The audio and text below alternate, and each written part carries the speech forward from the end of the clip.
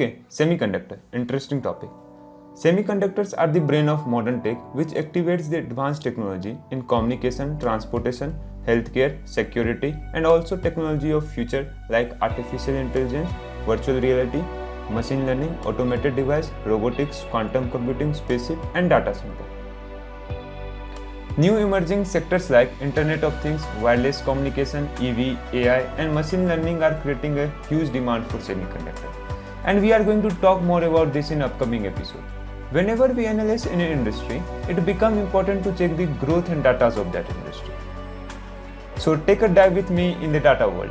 Currently, the market size of semiconductor is $452.5 billion, and it is expected to grow with a CAGR of 8.6% in forecast period 2021 to 2028, and expected to become $803 billion in 2028.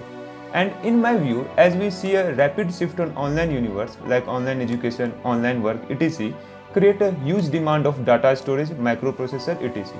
Also, deep penetration of internet requires large amount of wireless communication, which often requires large number of semiconductors. So overall, I am not surprised if the number touches $1 trillion in 2028.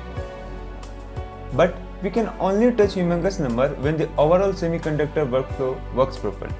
Before moving, if you like and subscribe, that is great for our workflow. Yeah, here is the workflow of semiconductor industry. It all starts with the architect of a chip. Then the chip is designed on that architect and the bulk order is given to the manufacturing companies. Yeah, here is one catch. There are specific companies like ASML and Applied Materials who made equipments used in manufacturing. Don't talk about the cost of the equipment. It costs in hundreds of millions of dollars and take years to make. Remember this point, we will discuss briefly about this in next episode.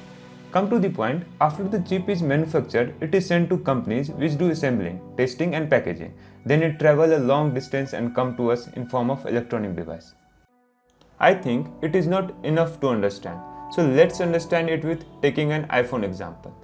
How Apple Bionic chips are made for iPhone.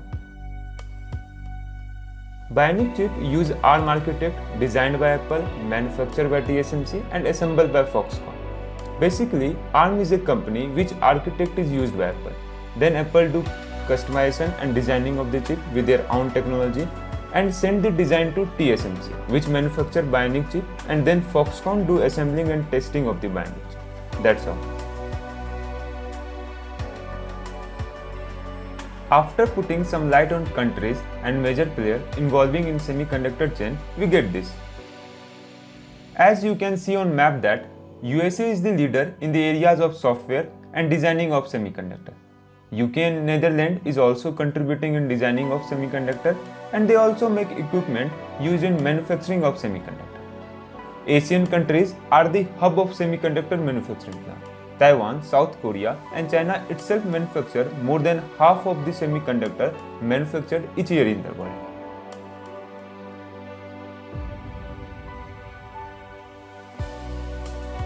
As we see that Taiwan is the manufacturing hub of semiconductor.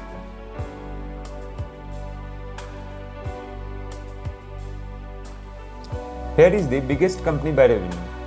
Intel and Samsung are the leader of this segment.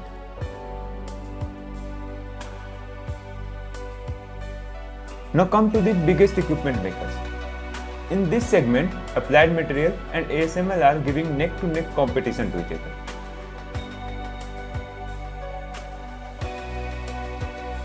In semiconductor manufacturing, TSMC has a monopoly. I think till now you can understand the complexity of semiconductor workflow, and all this leads us to move to the next topic, shortage problem, which we are going to discuss in the next episode. Till then, please like and subscribe to support us. Meet you in next episode on 16th January.